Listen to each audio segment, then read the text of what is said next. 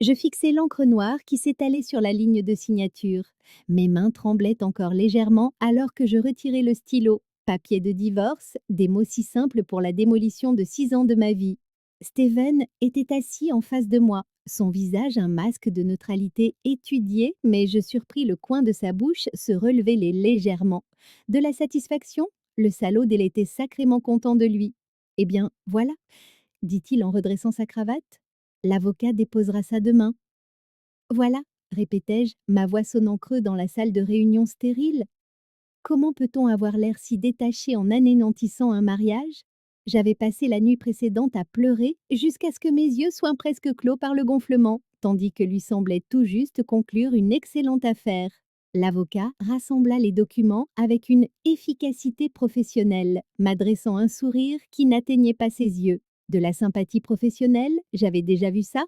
En tant qu'analyste en micro-expression, j'avais fait carrière en remarquant ce que les gens tentaient de cacher.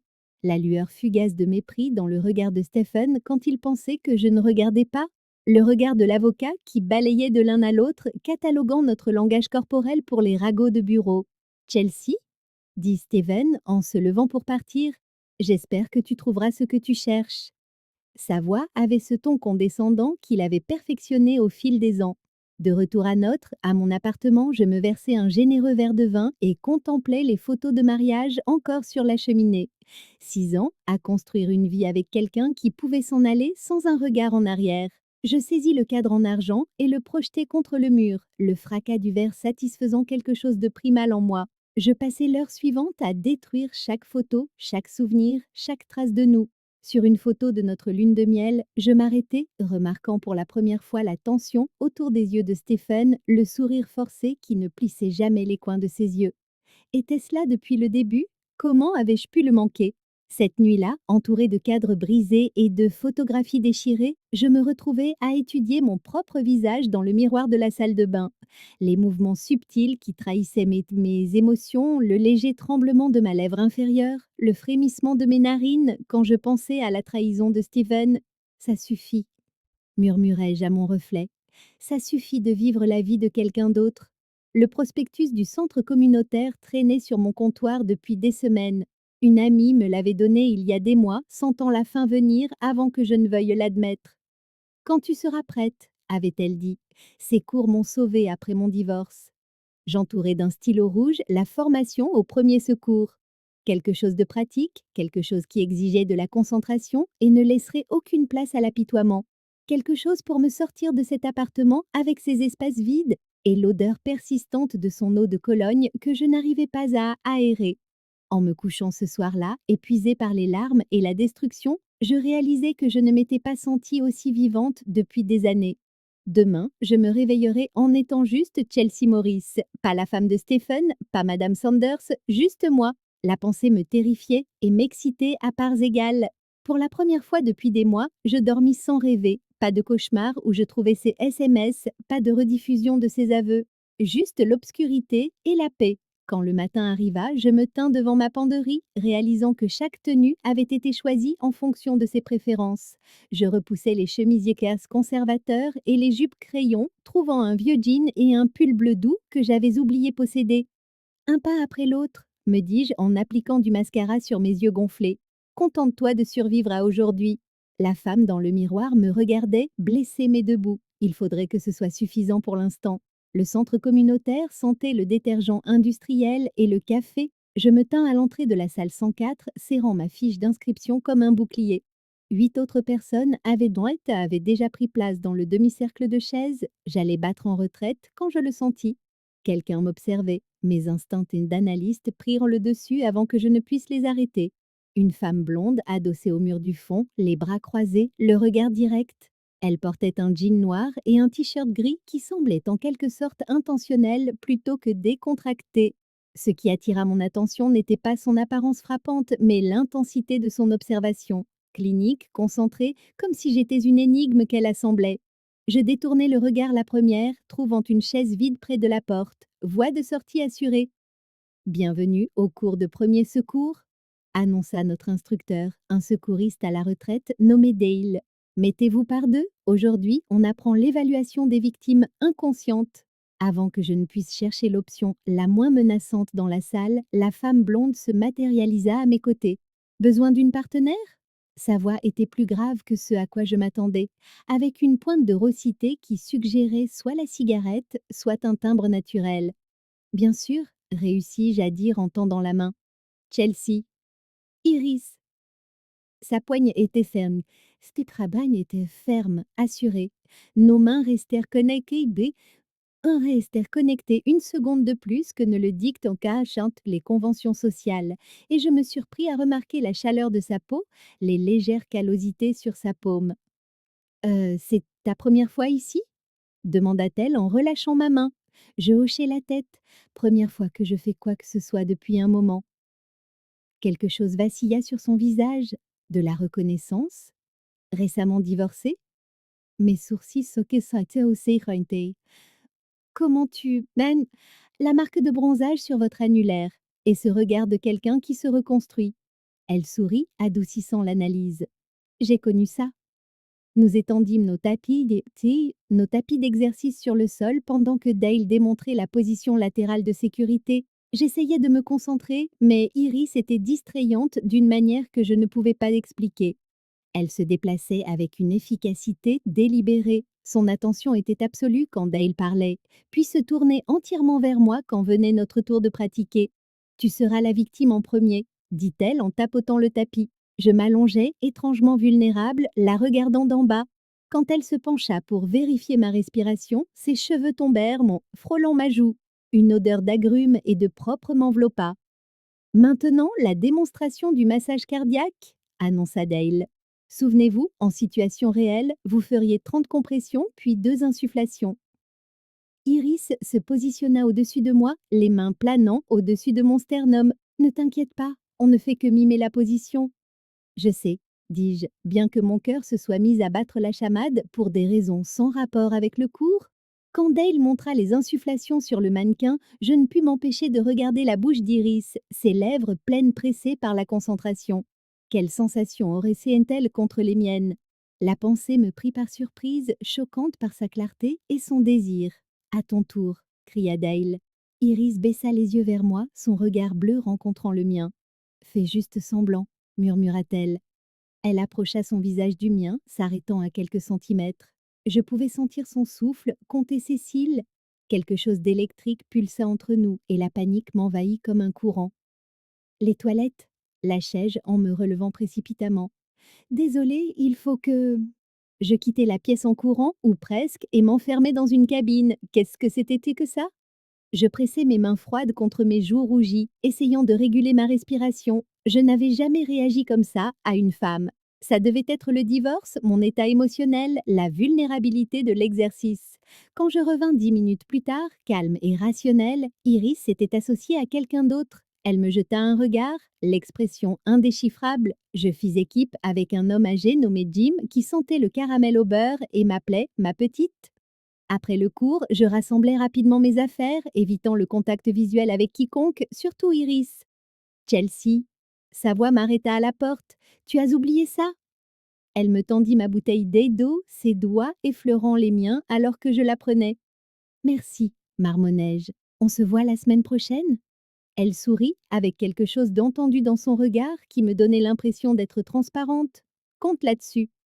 Je m'enfuis presque jusqu'à ma voiture, le cœur battant comme si j'avais échappé de justesse à quelque chose de dangereux, ou peut-être fuyais-je quelque chose de nécessaire. Quoi qu'il en soit, je ne pus m'empêcher de penser à des yeux bleus et à l'odeur d'agrumes pendant tout le trajet du retour. L'appel arriva le jeudi, me tirant d'une torpeur Netflix qui était devenue mon rituel du soir. Un numéro inconnu que je faillis ignorer. Je parle à Chelsea Morris, ici le capitaine Richards de la police de Des Moines. Mon estomac se noua. Était-il arrivé quelque chose à Steven? Nous avons eu votre nom par Dale Hennesson du centre communautaire. Il dit que vous êtes une spécialiste en micro-expression. Je me redressai, coupant le son de la télé. Je l'étais. Je travaillais pour une société de conseil d'entreprise analysant les signaux de tromperie lors des entretiens d'embauche. Seriez-vous intéressé par une consultation pour nous? Nous avons besoin de quelqu'un avec votre expertise pour nous assister lors des interrogatoires. C'est ainsi que, une semaine plus tard, je me retrouvais à franchir les portes du commissariat avec un badge de visiteur accroché à mon chemisier. L'officier Garcia me guida à travers un labyrinthe de bureaux, expliquant le besoin du département pour quelqu'un capable de repérer les micro-expressions qu'il manquait lors des entretiens avec les suspects. Notre spécialiste des interrogatoires vous informera sur... Garcia s'arrêta, faisant signe à quelqu'un d'approcher. Parfait timing, Chelsea. Je vous présente Iris, soufflai-je, reconnaissant la blonde de mon cours de secourisme. Elle se tenait devant moi en pantalon sombre et chemisier blanc impeccable, un holster d'épaule visible sous son blazer ouvert. La femme décontractée du centre communautaire s'était transformée en une personne redoutable, autoritaire. Eh bien, dit-elle, un sourire jouant sur ses lèvres. N'est-ce pas intéressant? L'officier Garcia nous regarda tour à tour. Vous vous connaissez? On s'est déjà vu, dit Iris en tendant la main. Bienvenue au département Chelsea. Sa poignée de main était exactement comme dans mon souvenir. Chaude, ferme, persistante, je retirai ma main rapidement. Je vais lui faire visiter, dit Iris à Garcia, qui hocha la tête et se retira. Tu es flic, constatai-je, encore en train d'assimiler l'évidence. Détective, spécialiste des interrogatoires. Elle me guida vers un couloir. Et tu analyses les expressions faciales? On dirait qu'on est toutes les deux dans le décryptage des gens. La salle d'observation était petite, dominée par un grand miroir sans teint donnant sur une salle d'interrogatoire. Iris expliqua mon rôle. Observer les sujets, noter les marqueurs de tromperie, fournir des pistes pour les stratégies d'interrogatoire. Pourquoi tu n'as rien dit au cours de premier secours? Demandai-je. Elle s'adossa au mur, m'étudiant. Aurais-tu agi naturellement si tu l'avais su? Non, admis-je. Mais les policiers ne doivent-ils pas s'identifier ou quelque chose comme ça? Iris rit. Seulement à mon service. Je suis secours tous les ans, c'est une exigence du boulot. Le fait que tu sois venu était une coïncidence. Je n'étais plus sûre de croire aux coïncidences. Nous passâmes la matinée à examiner des dossiers, Iris me briefant sur une série de cambriolages commerciaux sur lesquels ils enquêtaient. Elle était brillante, méthodique dans sa pensée, précise dans son langage. Je me surpris à regarder ses mains alors qu'elle feuilletait des photos, ses longs doigts traçant des schémas de preuves. À midi, ma tête tournait d'informations. Iris vérifia sa montre. Pause déjeuner, fin. La cafétéria du département bourdonnait d'uniformes et de personnel civil. Iris me conduisit à une table d'angle à l'écart de la foule, posant son plateau et en face du mien. Alors, divorcée? Demanda-t-elle entre deux bouchées de son sandwich. Je hochai la tête, picorant ma salade. Finalisé récemment. 6 ans jetés à la poubelle. Qu'est-ce qui l'a trahi? Je haussai un sourcil. Qui a dit qu'il trichait? Ton visage quand tu dis 6 ans. Il y a du dégoût, pas seulement de la tristesse. Tu es doué? Concédai-je. Oui, plusieurs liaisons. Et toi? Jamais mariée, j'en ai été proche une fois. Elle but une gorgée d'eau. Les relations, c'est compliqué, dit la femme qui interroge des criminels pour gagner sa vie. Elle rit, un son authentique et chaleureux. C'est peut-être pour ça que je comprends les complications. Je remarquai alors ses yeux, comment ses pupilles se dilataient légèrement en me regardant, s'élargissant contre l'iris bleu. Attirance, intérêt, concentration. J'avais analysé ce signal des centaines de fois dans un contexte professionnel, mais le voir dirigé vers moi par une autre femme était désorientant. Tu fais quoi ce soir? Demanda-t-elle soudainement. Rien de spécial? Un verre après le travail? Par intérêt professionnel? Son sourire suggérait le contraire. Je veux en savoir plus sur tes techniques d'analyse. Mon pouls s'accéléra, un frémissement de quelque chose que je ne pouvais nommer. Je devrais d'abord m'installer, une autre fois? La déception traversa brièvement ses traits avant qu'elle ne la masque. Bien sûr, l'offre tient. Alors que nous retournions à la salle d'observation, je sentais sa présence à côté de moi comme une force physique. Chaque instinct que j'avais affiné en tant qu'analyste me disait qu'il se passait quelque chose entre nous, quelque chose que je n'étais pas prête à nommer ou à explorer. Une dernière chose, dit Iris alors que nous atteignions la porte. La fête de Noël du département, c'est vendredi prochain. Tu devrais venir rencontrer l'équipe. J'y réfléchirai, promis-je, sachant déjà que j'irais probablement et me demandant pourquoi cette perspective faisait battre mon cœur si vite. 3 semaines après le début de mon contrat de consultante, je développais une routine d'évitement élégant. Quand Iris m'envoyait un texto pour un café, j'étais toujours sur le point d'entrer en réunion. Quand elle suggérait un dîner pour discuter d'une affaire, j'avais déjà des engagements. Je maintenais nos interactions strictement professionnelles malgré l'électricité qui semblait crépiter entre nous chaque fois que nous partagions la petite salle d'observation. Vous recommencez observa ma thérapeute lors de notre séance du mardi. Recommence quoi demandai-je, bien que je sache exactement ce qu'elle voulait dire. Le docteur Weston ajusta ses lunettes. Vous évitez les liens affectifs. C'est un schéma, Chelsea. C'est différent, insistai-je. C'est une collègue qui vous fait ressentir quelque chose. C'est pour ça que vous avez mentionné son nom 12 fois en 40 minutes. Je regardais par la fenêtre la silhouette de Des Moines. C'est une femme. Et cela vous effraie. Je ne suis pas gaie, dis-je automatiquement, les mots sonnant faux même à mes propres oreilles. La sexualité n'est pas toujours binaire. Après avoir quitté une relation de contrôle, il est naturel d'explorer des aspects top de vous-même qui étaient auparavant réprimés. Je pensais à Iris, à sa confiance, à sa franchise, à la façon dont sa présence remplissait une pièce, à la réaction de mon corps quand elle se tenait près de moi, aux rêves qui avaient sukumeis. Des rêves, mots qui me laissaient à la fois essoufflée et confuse au réveil. Je ne peux pas gérer ça maintenant, dis-je finalement. C'est trop de changements à la fois. C'est juste, concéda le docteur Weston. Mais l'évitement résout rarement quoi que ce soit. Aïe, ces mots résonnèrent dans ma date d'agence. Dans ma tête le vendredi soir, alors que je me tenais devant ma penderie, débattant d'assister ou non à la fête de Noël du département. Iris serait là. C'était à la fois la raison d'y aller et la raison de rester à la maison. Je choisis une simple robe noire, une dont Stephen s'était toujours plaint qu'elle était trop simple, ma petite rébellion. La salle commune du commissariat avait été transformée avec des lumières scintillantes et des guirlandes. Je balayais la foule nerveusement, acceptant un verre de vin d'un serveur qui passait. Tu es venu. Iris apparut à côté de moi, renversante dans un pantalon anthracite et un chemisier bleu profond assorti à ses yeux. Je pariais contre. Je suis pleine de surprises, réussis-je à dire, prenant une grande gorgée de vin. Ça, tu l'es. Son regard parcourut ma robe avec appréciation. Tu es magnifique. La chaleur monta à mes joues. Merci, toi aussi. Nous tombâmes dans une conversation étonnamment facile, discutant des affaires et des collègues. Iris me présenta à tout le monde, sa main se posant parfois sur le bas de mon dos pour me guider à travers la foule. Chaque contact propageait en moi une chaleur comme un whisky par une nuit froide.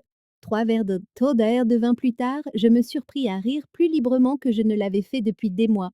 Iris me regardait avec un plaisir non dissimulé, remplissant mon verre chaque fois qu'il se vidait. Danse avec moi, dit-elle lorsque la musique ralentit. Mon hésitation dut se voir sur mon visage. Juste une danse, Chelsea. Le monde ne va pas s'arrêter. Je la laissai me conduire sur la piste de danse improvisée, sa main chaude contre la mienne.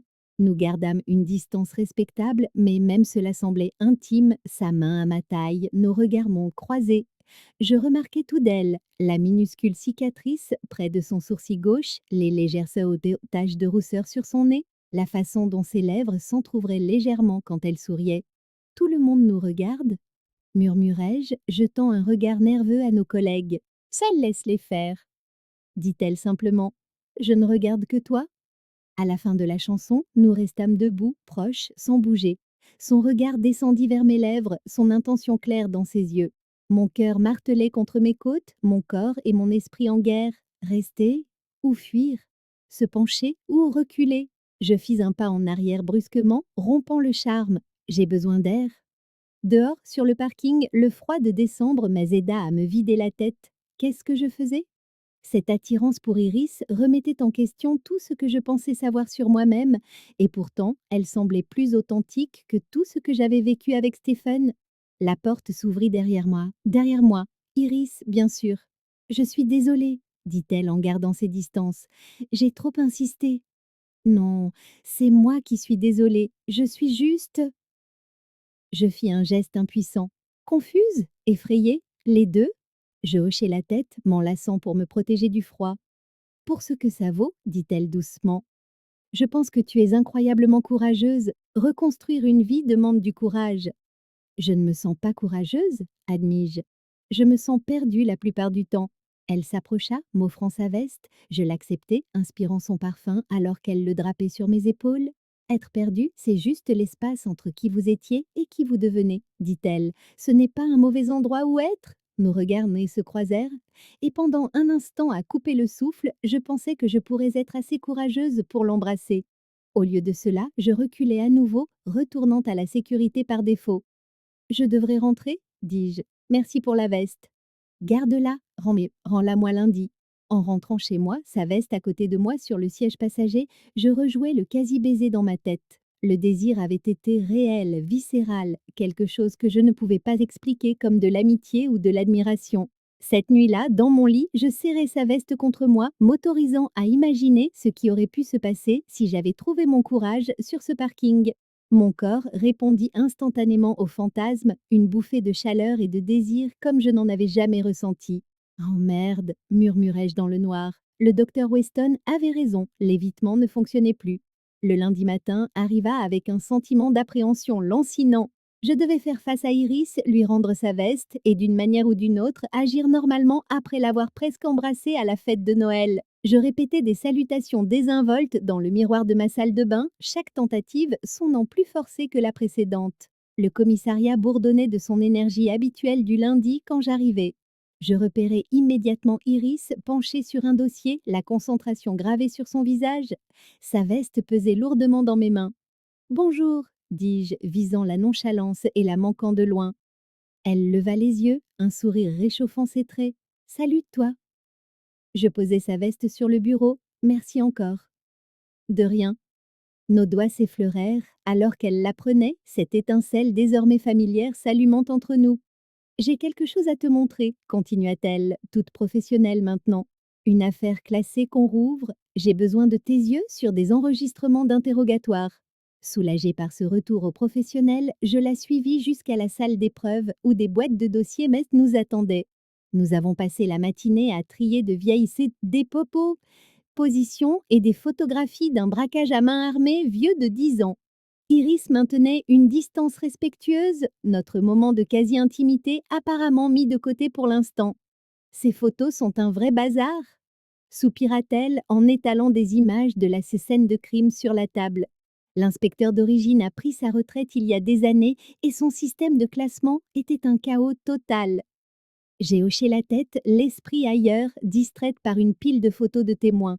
Quelque chose dans l'une d'elles a tiré un fil dans ma mémoire. Une foule rassemblée devant la banque après le braquage, je l'ai approchée de mes yeux, balayant les visages des badauds. Mon souffle s'est coupé. Iris. Elle a levé les yeux de son dossier. Tu as trouvé quelque chose? Regarde. J'ai pointé le bord de la photo où deux jeunes femmes se tenaient derrière la barrière de police. L'une avec de longs cheveux sombres, c'était moi, 10 ans plus jeune, à l'époque de l'université, et à côté de moi, sans le moindre doute, c'était Iris. Elle a pris la photo, les yeux écarquillés. Oh mon Dieu! Nous étions là, ensemble. Ma voix semblait lointaine, irréelle, au braquage de la First National. Je me souviens de ce jour, dit lentement Iris. J'étais en fac de droit pénal, j'étais allée voir la scène. J'étais là pour couvrir l'événement pour le journal de l'université. Ai-je terminé? Nous étions l'une à côté de l'autre, la révélation flottait entre nous. Nous avions croisé nos chemins bien avant le cours de secourisme, avant le poste de police, avant mon mariage et mon divorce. Nous étions des étrangères fécraires, partageant le même instant, ignorant comment nos vies finiraient par s'entrelacer. Le savais-tu? Ai-je demandé, un soupçon soudain m'enflammant. Quand tu m'as vu au cours de secourisme, m'as-tu reconnu sur cette... Iris secoua la tête avec force. Non, mon Dieu, non. Je ne me serais jamais souvenu d'un visage dans une foule, 10 ans plus tard. Mais quelque chose a vacillé dans son expression, une micro-expression que je ne parvenais pas à classer. Culpabilité? Incertitude? Laisse-moi voir le dossier, ai-je dit, ressentant un besoin urgent d'en savoir plus. Elle a hésité avant de me le tendre. J'ai feuilleté les dépositions jusqu'à trouver ce que je cherchais. Mon propre nom, Chelsea Morris, listé comme témoin. Et 3 noms plus bas, Iris Watson. Nous avons été interrogés par le même officier, ai-je murmuré. On devait être au poste en même temps. Iris s'est assise lourdement sur une chaise. Je ne me souviens pas des interrogatoires, juste d'avoir été là, sur les lieux. J'ai écrit un article dessus, ai-je dit. Les souvenirs refaisant surface. Ma première une, j'ai interviewé des passants. Est-ce que je t'ai interviewé? Elle a fermé les yeux, réfléchissant. Peut-être. C'était le chaos ce jour-là, tellement de journalistes. J'ai fixé à nouveau la photo, nos jeunes versions à quelques centimètres l'une de l'autre, inconscientes de l'importance de l'autre. Quelles étaient les probabilités? Des Moines n'était pas une petite ville. La coïncidence semblait impossible. Il y a plus, dit Iris doucement en sortant son téléphone. Elle a fait défiler des photos, puis a tourné l'écran vers moi. J'ai trouvé ça hier soir dans mes vieux albums de fac. J'allais te le montrer aujourd'hui de toute façon. Nous étions là à nouveau lors d'une manifestation sur le campus contre la hausse des frais de scolarité. Moi avec une pancarte en plein slogan. Iris, légèrement en retrait, observant la foule. Un autre jour, une autre année, la même coïncidence.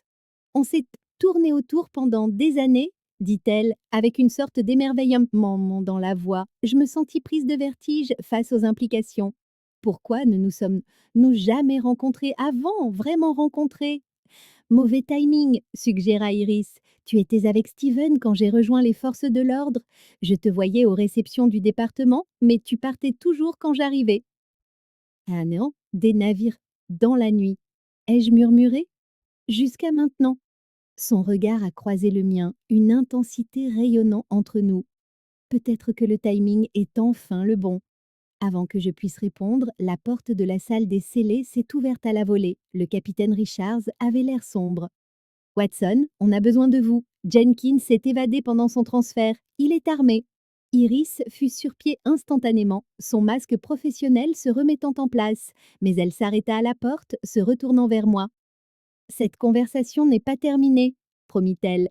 On arrive à peine au meilleur moment. Je l'ai regardé partir, les photographies toujours étalées devant moi, preuve d'une connexion qui précédait toutes mes suppositions. D'une manière ou d'une autre, Iris avait toujours été là, à la périphérie de ma vie, attendant le moment où nos chemins se croiseraient enfin, et pour de bon. Le commissariat s'est transformé en un chaos organisé après l'évasion de Jenkins. N'étant pas autorisé à participer à la chasse à l'homme, je tournais en rond, inutile, près du standard, captant des bribes de conversation radio tandis que les équipes se coordonnaient à travers la ville.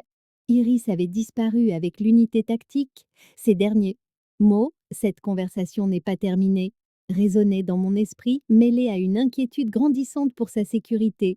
3 heures passèrent sans séance, sans aucune résolution. On m'avait demandé 2 fois de rentrer chez moi, mais j'inventais des raisons de rester, analysant de vieilles affaires pour justifier ma présence. Chaque rapport sur la localisation possible de Jenkins faisait battre mon cœur à tout rompre. Chelsea, le capitaine Richard s'est approché, l'air las. Vous avez 1 minute? Il m'a conduite à son bureau et a fermé la porte. Jenkins a été repéré entrant dans l'entrepôt des scellés en centre-ville. Watson et son équipe interviennent. J'ai besoin de votre aide. N'importe quoi, ai-je dit immédiatement. S'il l'appréhende, Watson veut que vous soyez là pour l'interrogatoire immédiat. Elle dit que vous pourriez remarquer des choses pendant que ses défenses au et des homos sont au plus bas. Un flot de soulagement m'envahit. Iris était toujours opérationnelle, toujours en contrôle. Bien sûr. Une voiture vous attend en bas. L'officier Davis vous conduira à la zone de rassemblement. Le quartier des entrepôts était bouclé sur plusieurs pâtés de maisons, des véhicules de police formant un périmètre autour d'un vieux bâtiment en briques. Davis m'escorta jusqu'à une camionnette de commandement où des moniteurs affichaient l'imagerie thermique de l'intérieur de l'entrepôt. 2 signatures thermiques au 2e étage, rapporta un technicien. Une stationnaire, une en mouvement. La radio grésilla. Watson à commandement. On a Jenkins en visuel, il est barricadé dans la salle des archives. Je reconnus la voix d'Iris, calme malgré le danger. Le chef d'équipe répondit avec des instructions de confinement. Les minutes s'étirèrent en 1 heure, tandis que les négociateurs tentaient d'entrer en contact avec Jenkins. Une soudaine rafale de parasites précéda des cris à la radio. Des coups de feu éclatèrent en arrière-plan. « Agent à terre !» Je répète, « Agent à terre !» Mon sang se glaça. Watson à commandement. Suspect en mouvement vers l'escalier est. Clark est touché, besoin de secours. Elle était en vie. J'expirais, tremblante, le chaos reprit. D'autres coups de feu, des ordres criés, puis le silence. Suspect maîtrisé, annonça finalement un rapport. Zone sécurisée. J'attendis avec l'équipe de commandement pendant que les officiers sortaient du bâtiment. Finalement, Iris apparut, escortant un Jenkins menotté avec un autre officier. Même de loin, je pouvais voir les éclaboussures de sang sur son gilet tactique. Pas le sien, priai-je. Alors que Jenkins était transféré vers un véhicule, Iris m'aperçut et se dirigea vers moi. De près, elle semblait épuisée mais indemne. Tu es là, dit-elle, visiblement surprise. Richards pensait que vous auriez besoin de moi pour l'interrogatoire. Elle hocha la tête, vérifiant sa montre. Ils emmènent Jenkins au poste central. Interrogatoire dans 30 minutes. Mais d'abord, elle jeta un coup d'œil autour d'elle, puis me prit le coude, me guidant vers l'entrepôt. Je dois sécuriser quelque chose à l'intérieur. Viens avec moi. Nous sommes entrés par une porte latérale. Le bâtiment était maintenant d'un calme étrange après la confrontation. Iris me conduisit à travers un labyrinthe d'étagères jusqu'à une petite salle descellée. Qu'est-ce qu'on fait ici demandai-je alors qu'elle fermait la porte derrière nous. Au lieu de répondre, elle s'adossa à la porte, fermant brièvement les yeux. Quand elle les rouvrit, son masque professionnel s'était fissuré, révélant l'émotion brute en dessous. J'ai cru que j'allais mourir aujourd'hui, dit-elle doucement. Mais ce n'est pas le cas, murmurai-je, soudain consciente de notre isolement dans la petite pièce. Non. Elle se rapprocha, s'arrêtant juste devant moi, et tout ce à quoi je pouvais penser était notre conversation inachevée. L'air semblait se raréfier, mon cœur martelant mes côtes. À propos des photos? À propos du timing, corrigea-t-elle, et du fait que j'en ai assez d'attendre le bon moment. Sa main se leva lentement vers mon visage, me laissant toute latitude pour reculer. Je n'ai pas bougé, sa paume était chaude contre ma joue, ses doigts glissant dans mes cheveux. Ce contact alluma quelque chose de primal en moi. Un besoin, un désir, une reconnaissance. Dis-moi d'arrêter, murmura-t-elle à quelques centimètres de mes lèvres. Pour toute réponse, je comblais la distance entre nous, pressant ma bouche contre la sienne. Le baiser fut d'abord doux, interrogateur, puis s'approfondit tandis qu'elle me serrait contre elle. Son corps contre le mien, c'était comme rentrer à la maison dans un endroit où je n'avais jamais été, à la fois familier et exaltant. Dans l'obscurité de la salle des scellés, cachée du monde et de mes propres hésitations, je me suis enfin abandonnée à ce que je combattais depuis des semaines. Ses mains traçaient des moïnits, des motifs sur mon dos, chaque contact dénouant des années de certitude sur qui j'étais et ce que je voulais. Quand nous nous sommes enfin séparés, essoufflés et désorientés, j'ai appuyé mon front contre le sien.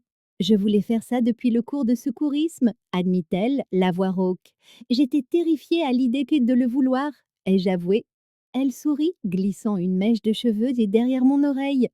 Avoir peur ne veut pas dire que tu fais une erreur, Chelsea. Parfois, ça veut dire que tu fais enfin quelque chose de vrai. La réalité s'est rappelée à nous par un appel radio. Jenkins était prêt pour son interrogatoire. À contre-cœur, nous nous sommes séparés, rajustant nos vêtements et nos cheveux. En quittant l'entrepôt, je me sentais à la fois plus légère et plus terrifiée que je ne l'avais été depuis des années. Quelque chose de fondamental avait changé et il n'y avait pas de retour en arrière possible. Près de ma voiture, Iris hésita. On se retrouve au poste? On a toujours cet interrogatoire? J'ai hoché la tête, calculant déjà à quelle vitesse je pourrais rentrer chez moi ensuite, à quel point j'avais désespérément besoin d'espace pour digérer ce qui venait de se passer. Je te suis? Mais le temps que j'arrive au commissariat, la panique s'était installée. Qu'avais-je fait? Qui étais-je en train de devenir? Les questions me submergèrent jusqu'à ce qu'une seule voix semble claire. La retraite. J'ai laissé un message au sergent de service. Jantamon, Fadig, tout. Urgence familiale, je ne pouvais pas rester pour l'interrogatoire. Et je suis rentrée chez moi dans un brouillard de confusion et de désir. Le lendemain matin, je m'étais convaincue qu'il n'y avait qu'une seule solution. Demander ma mutation dans un autre département, un autre bâtiment, n'importe où loin d'Iris Watson. Ma demande de mutation est restée 3 jours sur le bureau du capitaine Richards pendant que je me portais pâle, évitant les messages et les appels d'Iris. Le 4e jour, on a sonné à ma porte. Je savais qui c'était avant même de regarder par le Judas. Tu ne peux pas te cacher éternellement, dit Iris lorsque j'ouvris la porte à contre-cœur. Elle avait l'air épuisée, belle mais épuisée. Des cernes sombres soulignaient ses yeux, son apparence habituellement impeccable était légèrement froissée. Je ne me cache pas, ai-je menti. J'ai attrapé un virus. N'importe quoi. Elle s'avança sans tout à fait franchir le seuil. Tu as fui, Chelsea. Encore. L'accusation me piqua au vif parce qu'elle était vraie. J'avais besoin d'espace pour réfléchir. Et à quelle conclusion es-tu parvenue après 4 jours de réflexion? Le tranchant dans sa voix brisa mes défenses. Avant que je puisse répondre, un mouvement derrière elle attira mon attention. Une silhouette familière s'approchait de mon porche, s'arrêtant net en voyant Iris. Steven. Son nom tomba de mes lèvres comme une pierre. Mon ex-mari évalua la situation d'un œil critique, observant la posture d'Iris, mon apparence débraillée. Mauvais moment? Qu'est-ce que tu fais ici? Ai-je demandé. Il brandit une petite boîte. J'ai trouvé quelques-uns de tes bijoux en faisant mes cartons. J'ai pensé que tu voudrais les récupérer. Iris s'écarta, son masque professionnel se remettant en place. Je devrais y aller. Non, dis-je, me surprenant moi-même. Stephen peut laisser la boîte et partir. L'expression de Stephen s'assombrit. J'espérais qu'on pourrait parler de nous. Il n'y a pas de nous, lui ai-je rappelé. Il se rapprocha, baissant la voix. J'ai réfléchi, Chelsea. On a jeté 6 ans trop facilement. C'est toi qui les as jetés, l'ai-je corrigé, quand tu as couché avec la moitié de des moines. Le visage de Stephen se crispa, cette micro-expression familière de colère contenue traversant ses traits. Puis son regard se porta sur Iris, sur l'espace minime entre nous, et quelque chose se débloqua dans son esprit. C'est pour ça que tu as été si prompte à signer les papiers? Demanda-t-il, incrédule. Tu es avec elle? L'insinuation flotta dans l'air. Je sentis Iris se figer complètement à côté de moi. Ma vie personnelle a cessé d'être tes affaires le jour où tu m'as trompée, ai-je dit, étonnée de la fermeté de ma voix. La lèvre de Stephen se retroussa. Alors c'est vrai? Bon sang, Chelsea. Une flic Gwyn? C'est ça, ta rébellion? La fureur monta en moi, pas seulement à cause de l'insulte, mais à cause du mépris. Comme si mes sentiments pour Iris n'étaient rien de plus qu'un acte de dépit contre lui. Tu dois partir, dis-je doucement. Maintenant. Nous avions une vie ensemble, insista-t-il. Ne gâche pas ça pour une sorte d'expérience.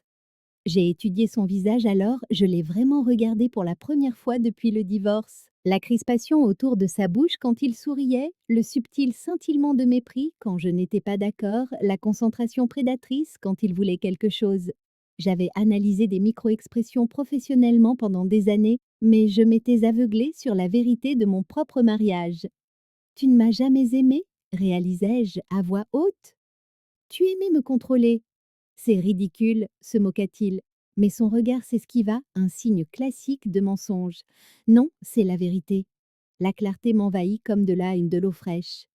Tu m'as isolé de mes amis qui te contredisaient, tu as critiqué mon apparence jusqu'à ce que je m'habille comme tu le voulais, tu m'as fait douter de mes propres perceptions.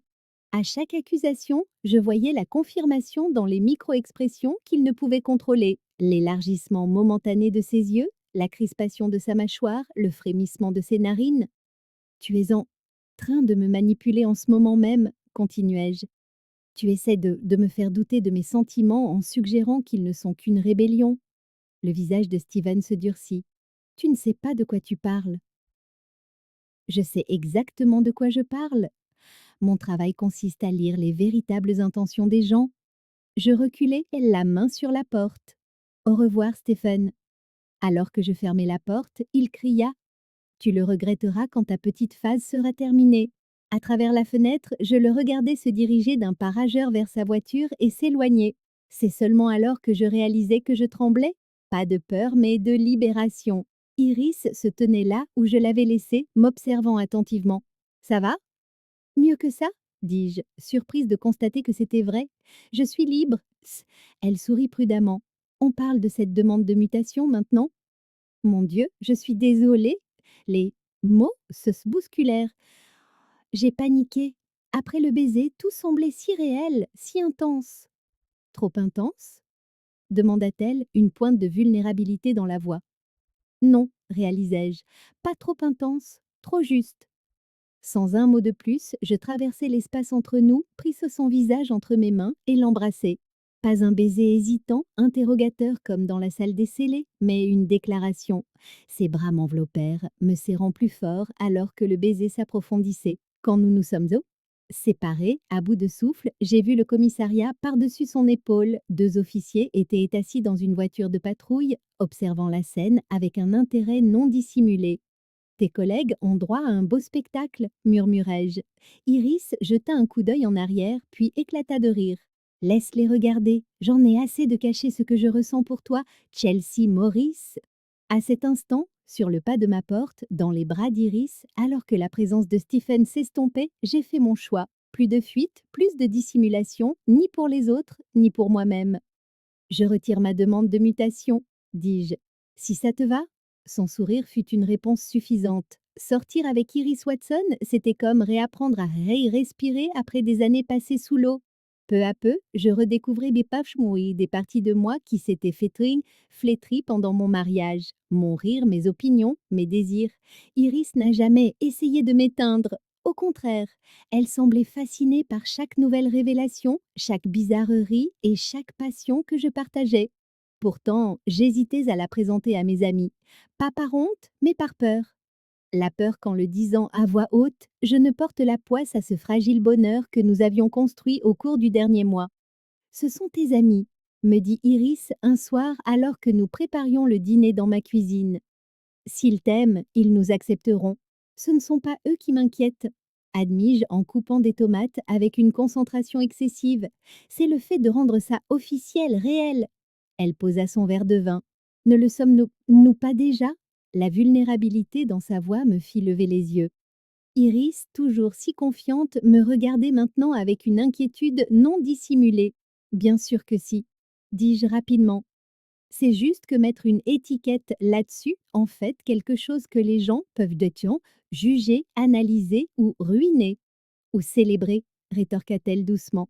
Ce week-end-là, j'ai invité mes amis les plus proches à dîner. Rachel, ma colocataire d'université, Dylan et son mari, Marcus, et Jenna de mon ancien cabinet. Des gens qui m'avaient soutenu pendant le pire de mon divorce, qui m'avaient aidé à tenir le coup quand je m'effondrais.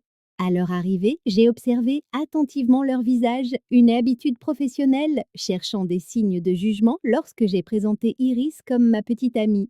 Ce que j'ai vu à la place, c'était un plaisir sincère, de la curiosité et dans le cas de Rachel, un sourire suffisant qui disait ⁇ Je le savais ⁇ Il était temps que tu trouves quelqu'un qui en vaille la peine, déclara Dylan en serrant Iris dans ses bras comme une vieille amie.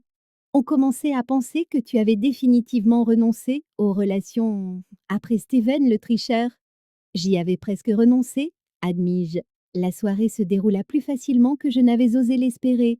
Au dessert, Iris était en pleine conversation avec Marcus sur les documentaires criminels, tandis que Rachel me cuisinait dans la cuisine. Pourquoi ne me l'as-tu pas dit plus tôt? Demanda-t-elle en m'aidant à charger le lave-vaisselle. Je l'assimilais moi-même, dis-je. Ce n'est pas facile de réaliser qu'on s'est trompé sur sa propre identité pendant 38 ans. Rachel sourit. Tu ne t'es pas trompée, Chelsea. Tu étais en train de devenir. Ce n'est pas la même chose. Plus tard, après que tout le monde soit parti et que nous ayons débarrassé les dernières assiettes, Iris m'attira sur le canapé à côté d'elle. Tu vois, pas de jugement, pas d'analyse, juste de l'acceptation. Je me blottis contre son épaule, soulagée et épuisée. Ils t'ont vraiment apprécié. Comment ne pas m'apprécier? Elle sourit, puis redevint sérieuse. Merci pour ce soir, pour nous avoir rendus officiels. Le mot nous me réchauffa de l'intérieur. J'avais fait partie d'un nous avec Stephen, mais c'était lentement devenu juste lui et moi, son accessoire. Avec Iris, je restais pleinement moi-même, même si nous devenions ensemble quelque chose de nouveau. J'ai quelque chose pour toi, dit-elle en fouillant dans sa poche. Elle en sortit une petite boîte. Mon cœur s'arrêta. Iris? Détends-toi, rit-elle. Ce n'est pas une bague, pas encore en tout cas. À l'intérieur de la boîte se trouvait une clé, simple, en laiton, sans rien de particulier. De chez moi, expliqua-t-elle, pour quand tu seras prête, sans pression. Je refermai mes doigts sur la clé, l'émotion me nouant la gorge. Cette nuit-là, nous avons fait l'amour avec une nouvelle intensité, un abandon des dernières réserves, une reddition complète à ce que nous étions devenus. Sous la lumière des étoiles qui filtraient par la fenêtre de ma chambre, Iris dessinait des motifs sur ma peau, son contact éveillant en moi des sensations que je n'avais jamais connues. J'explorais son corps avec émerveillement, et une confiance grandissante, apprenant ce qui la faisait halter et se cambrer sous mes mains. Je n'aurais jamais cru que ça pouvait être comme ça, lui murmurai-je ensuite à l'épaule, nos corps toujours enlacés. Comme ça comment? Demanda-t-elle, ses doigts traçant paresseusement des cercles sur mon dos. Si égalitaire, si réciproque. Elle sourit dans l'obscurité. C'est ce qui arrive quand deux personnes se désirent vraiment. La vérité de ces mots me frappa. Avec Stephen, le sexe n'avait été qu'une performance. Moi, répondant à des attentes, lui prenant ce qu'il voulait. Avec Iris, c'était une conversation, une découverte mutuelle, parfois maladroite, mais toujours sincère. Dans la quiétude de l'après, je me surpris à lui raconter des histoires que je n'avais jamais partagées. Des rêves d'enfant, des déceptions professionnelles, l'instant précis où j'avais su que mon mariage était irrécupérable. Et si je n'étais pas venue à ce cours de secourisme? Me demandai-je à voix haute. On se serait trouvé quand même, affirma Iris avec certitude. Ses photos le prouvaient. On se tournait autour depuis des années. Je songeais alors au destin, à toutes nos rencontres manquées, à tous ces quasi-contacts étalés sur une décennie et comment tous ces moments avaient net mené à celui-ci, à nous deux, allongés ensemble dans le silence de la nuit, enfin réunis. Avant que le sommeil ne m'emporte, j'ouvris le tiroir de ma table de chevet et retirai mon alliance, gardée là non par attachement, mais par habitude. Je la plaçai dans une petite boîte à souvenirs, à côté de la photo d'Iris et moi sur la scène du braquage, témoin de nos vies respectives bien avant de nous être vraiment rencontrés. J'avais l'impression de clore un chapitre pour en ouvrir un autre. Pas une fin, mais la suite d'une histoire qui s'écrivait depuis toujours. 6 mois après que Stéphane eut débarqué sur mon seuil, j'étais assise dans une salle d'audience bondée, les paumes moites, attendant d'être appelée. L'affaire Jenkins était enfin jugée et en tant que spécialiste des micro-expressions du département, mon témoignage était crucial pour le relier à 3 autres braquages. Le ministère public appelle Chelsea Morris, annonça le procureur. Je rajustai mon blazer bleu marine, choisi pour l'autorité qu'il dégageait, pas pour le style, et m'avançai vers la barre des témoins.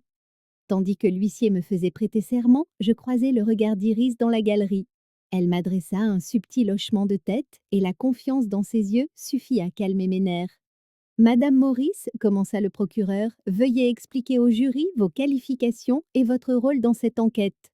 Pendant l'heure qui suivit, j'exposai à la cour l'analyse faciale, les marqueurs de la tromperie et la manière dont Jenkins avait manifesté les 7 indicateurs universels du mensonge durant son interrogatoire. L'avocat de la défense tenta de me discréditer, suggérant que mes techniques n'étaient nées que des conjectures glorifiées.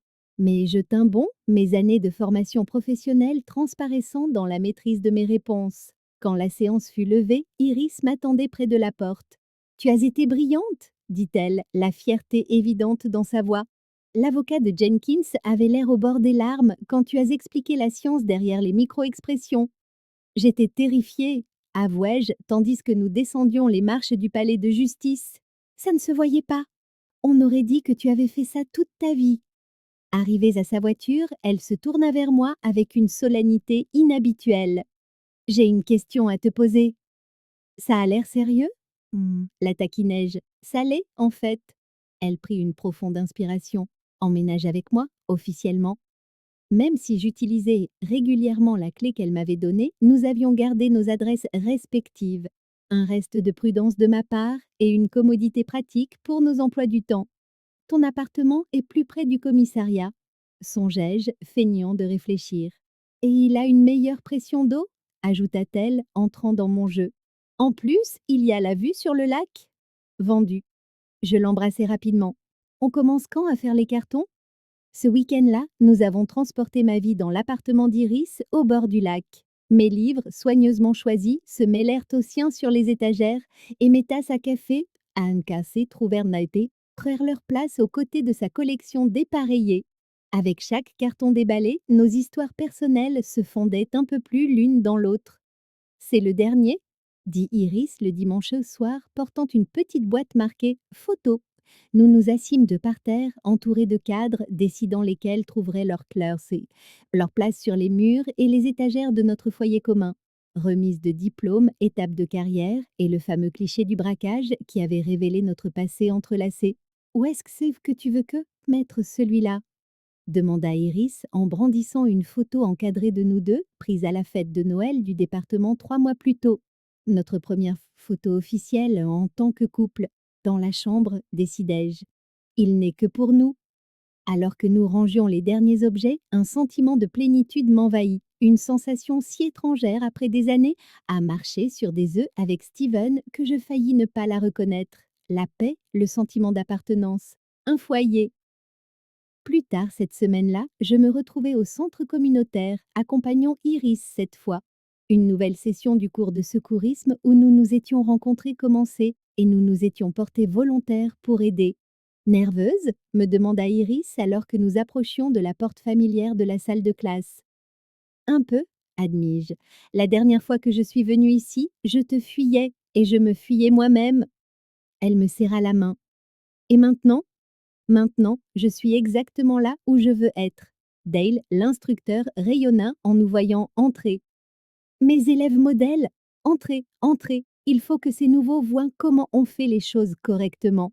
La salle de classe me parut plus petite que dans mon souvenir, les chaises disposées dans le même demi-cercle, tandis que les nouveaux élèves arrivaient, nerveux, incertains, tout comme je l'avais été, je ressentis une étrange symétrie dans ce moment.